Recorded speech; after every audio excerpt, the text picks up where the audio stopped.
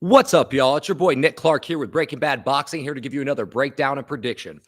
This week, we have Itauma versus Dillian Whyte happening on August 16th. It is August 5th when I'm recording this, so disclaimer, anything can happen from bad weight cuts, injuries in the rumor mill, and fighters just outright getting canceled. So with that being said, let's jump right into it. Itauma, 20 years old, southpaw, 12 wins, 0 losses, 10 of those wins coming by knockout. Quite frankly, he's the fucking truth, man. Versus 37-year-old Dillian Whyte, 31 wins, 21 of those wins coming by way of knockout, and only 3 losses, all of those losses coming by way of knockout as well. Dillian Whyte, let's talk about this here. Slow plotting, active jab, bangs away at the body when you stand stationary away from him, and I watched this specifically for the Teta fight and his Christian Hammer fight. I did not go back to 2022 to watch his Jermaine Franklin fight because in 2022, y'all, is a completely different fighter 3 years ago than we're going to see today, quite frankly. He's only had 2 fights since 2022, and that was the Teta fight, who's never fought outside of Ghana, and the Christian Hammer fight. Christian Hammer was 23 wins and 10 losses. So let's talk about those fights. Active jab, bangs away to the body. Teta landed an uppercut in rounds 1 with 1 minute in. He projects his uppercut and his left hook, but he definitely throws it, and I'm glad that he throws it in combination. He has underrated guard manipulation. He can hand fight, has a scrolling crossbones kind of guard with some jankiness to him.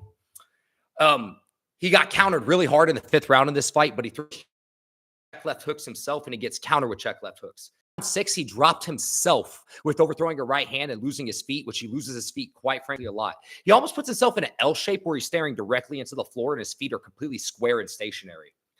In round 7, Teta, you got to go look at my Twitter clip, throws a double hammer hugging fist with 50 seconds left into that fight. Pretty hilarious. Quite frankly, Teta stood there and banged it out like 2 uncles drunk in a bar. And this fight, you can't really take away much for the fact that he was banging away on a Ghanan that he should have banged away from. This guy has never been outside of Ghana before. I want to mention that before. And he was giving Dillian Whyte some issues, catching him with uppercuts, catching him to the body, turning him off the ropes at times. What an interesting but hilarious fight. I definitely recommend go watching it purely for entertainment value.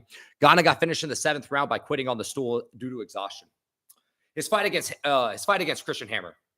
Plays with a low lead hand. He's susceptible to the body. Christian Hammer, lost this fight due to exhaustion. But God, he was getting caught with overhand rights from Christian Hammer. Yes, Dillian Whyte says he was barely getting started. He made a whole fuss in the corner about it. Especially, he was telling Christian Hammer how much he didn't respect him, so on and so forth. And Dillian Whyte will fight anyone, anywhere, anytime. You got to respect him for that. He fights the highest level of competition. But we have to understand who he's fought in his last 2 fights. Both guys, they're going to plant their feet, bang away, get pushed around and bullied around the ring. Now let's talk about Itauma. Itauma versus Demsey McKean. Incredible feints, incredible levels feints, both to the body and up top. Body jab, incredible body jab.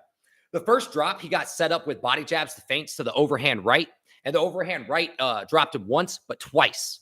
The first time he dropped him, Itauma crowded his work a little bit.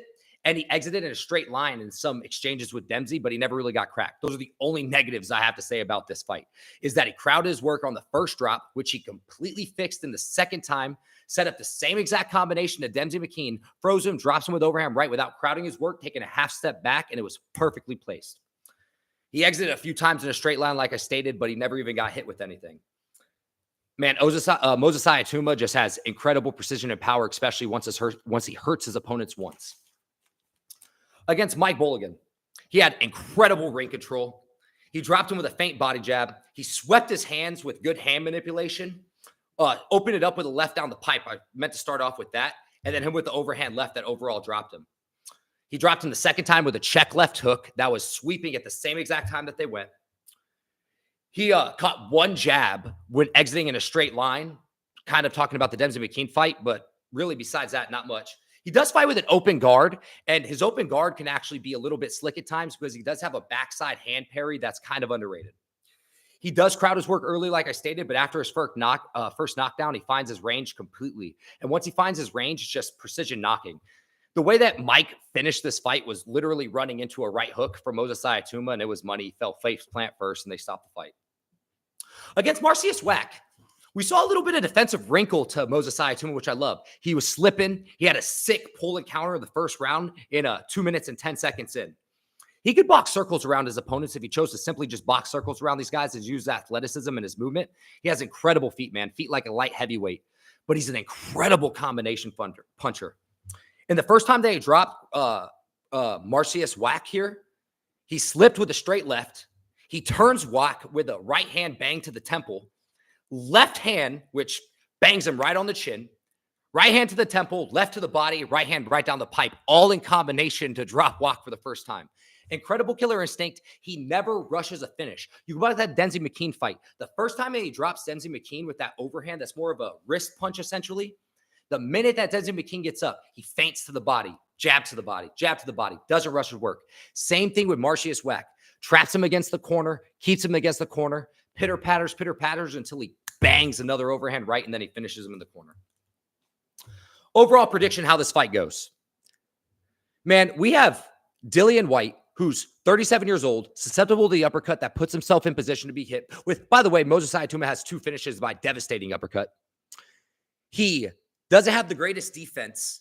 He doesn't set up his offense, and he has slow plotting feet. And the last 2 guys he fought are nothing like Moses Itauma. And I think that's super important to fight people that are going to be similar to the competition who you're going to fight next. He hasn't fought in a mover, and he hasn't really fought in the guy with any pop like Moses Itauma. Moses Itauma, incredible combination puncher, feints, sets up everything to the body that Dillian Whyte has a susceptibility to the body. And don't be surprised if Moses Itauma catches him with a left hook to a right uppercut to finish this fight off. Give me the southpaw. Give me the young Moses Itauma, 20 years old, in this fight. Moses Itauma under 4 rounds. He's going to make this easy work, y'all. He's going to get this done in under 12 minutes. I have complete faith in this pick, to be completely honest with you. If your book offers any sort of under 6.5, you smash that shit. I mean, you absolutely smash that shit.